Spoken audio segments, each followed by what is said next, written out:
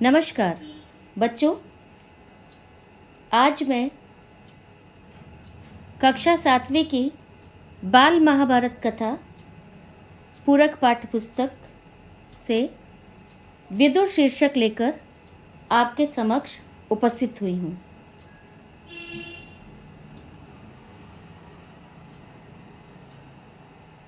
बच्चों, ये आपकी पाठ्य पुस्तक का प्रसंग है, आपने पढ़ा होगा इसे।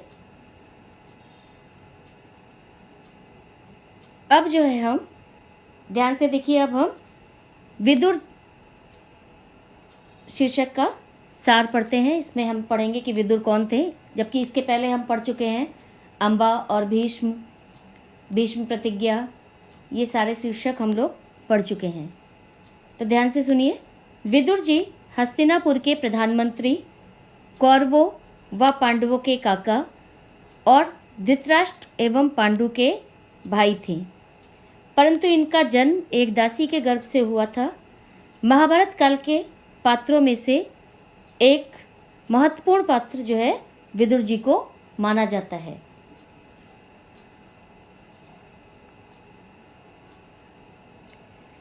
विदुर ऋषि व्यास के पुत्र थे। विदुर पांडवों के सलाहकार थे और उन्होंने दुर्योधन द्वारा रची गई साजिश से कई मौकों पर उन्हें मृत्यु से बचाया था। विदुर ने कौरवों के दरबार में द्रौपदी के अपमान का विरोध किया था। कुरुक्षेत्र युद्ध के दौरान विदुर धर्म और पांडवों के पक्ष में थे। उनको धर्मराज का अवतार भी माना जाता है। परंपरा से विदुर एक नीतिज्ञ के रूप में विख्यात हैं। हिंदी नीति काव्य पर विदुर के कथनों एवं सिद्धांतों का पर्याप्त प्रभाव दृष्टिगोचर होता है। महाभारत के युद्ध को रोकने के लिए विदुर ने यत्न किए, पर अंततः असफल रहे। माने विदुर ने महाभारत के युद्ध को कई बार रोकने का प्रयास किया, लेकिन वो असफल रहे। युद्ध के समय जो है, बाद में भी जब युद्ध खत्म हो गया तो विदुर पांडवों के भी मंत्री हुए। जीवन के अंतिम क्षणों में इन्होंने वनवास ग्रहण कर लिया तथा वन में ही इनकी मृत्यु हुई। विदुर धृतराष्ट्र के मंत्री, किंतु न्यायप्रियता के कारण पांडवों के हितैषी थे। माने वो कौरवों के मंत्री होते हुए भी वो पांडवों के पक्ष में हमेशा रहे हैं। इनकी प्रसिद्ध रचना विदुर नीति के अंतर्गत नीति सिद्धांतों का सुंदर निरूपण हुआ है। विदुर ने द्यूत क्रीड़ा के समय महाराज धृतराष्ट्र को चेताया था कि यदि यह खेल समाप्त नहीं किया गया तो अनर्थ हो जाएगा। हस्तिनापुर विनाश के कगार पर जाने से नहीं बच पाएगा और महाराज भौतिक रूप से नेत्रहीन होते हुए भी देख नहीं पा रहे थे। विदुर के समझाने पर भी नहीं समझ पाए। वे पुत्र मोहपाश से मुक्त नहीं हो पाए। पुत्र मोहपाश माने पुत्र के बंधन में, पुत्र के प्रेम में डूबे हुए वो उन्होंने विदुर की बात नहीं सुनी, और जिसका परिणाम बच्चों आपको पता ही है कि महाभारत का युद्ध हुआ और उसमें बहुत से लोग जो है मारे गए।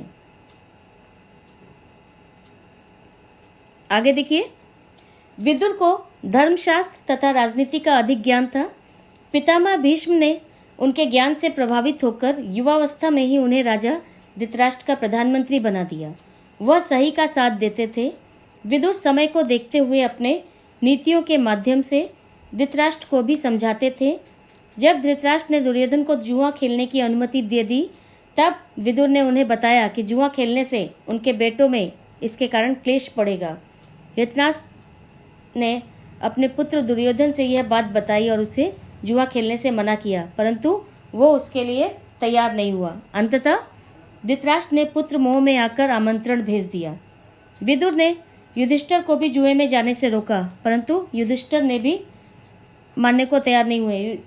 कारण क्या था कि उन्होंने कहा कि काका द्वारा भेजे निमंत्रण को वह नहीं ठुकरा सकते। वो कह रहे कि जब उन्होंने मुझे निमंत्रण भेजा है तो मैं उस निमंत्रण को कैसे ठुकरा दूं। अब देखिए बच्चों, कुछ प्रश्न हैं, इन्हें ध्यान से देखिए। पहला है, विदुर कौन थे? विचित्र वीर की रानी अंबालिका की दासी के पुत्र आगे चलकर विदुर के नाम से प्रख्यात हुए। दूसरा देखिए, विदुर के विशिष्ट गुण क्या थे? उनका ज्ञान धर्मशास्त्र तथा राजनीति में अथाह था। वे बड़े ही निष्प्रह थे और उन्हें क्रोध नहीं आता था, माने ये उनके गुण थे। देखिए आगे प्रश्न, किसने विदुर को राजा धृतराष्ट्र का प्रधानमंत्री नियुक्त किया था और क्यों? पितामह भीष्म ने विदुर को उनके विवेक तथा ज्ञान से प्रभावित होकर उन्हें राजा धृतराष्ट्र का प्रधानमंत्री नियुक्त किया था। अगला प्रश्न देखिए, राजा धृतराष्ट्र दुर्योधन को जुआ खेलने से क्यों नहीं रोक पाए? राजा धृतराष्ट्र दुर्योधन से बहुत स्नेह करते थे। अपनी इस कमजोरी के कारण वह दुर्योधन को जुआ खेलने से नहीं रोक पाए। अगला देखिए प्रश्न, क्षत्रियों का क्या धर्म है? युद्ध या खेल के बुलाए जाने पर न जाना क्षत्रियों का धर्म नहीं है। क्षत्रियों का धर्म क्या है कि अगर युद्ध के लिए आमंत्रण मिले या खेल के लिए आमंत्रण मिले तो उन्हें जाना चाहिए। इसी कारण जो है युधिष्ठिर ने विदुर की बात नहीं मानी, वे द्वैत क्रीड़ा के लिए गए।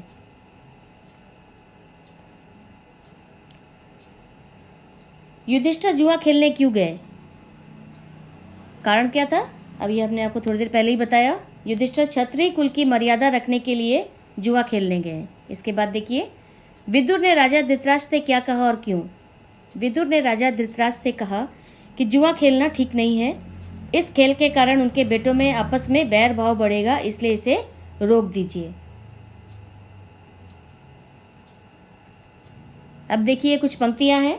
किसने किससे कहा? देखिए, राजन मुझे आपका यह काम ठीक नहीं जचता।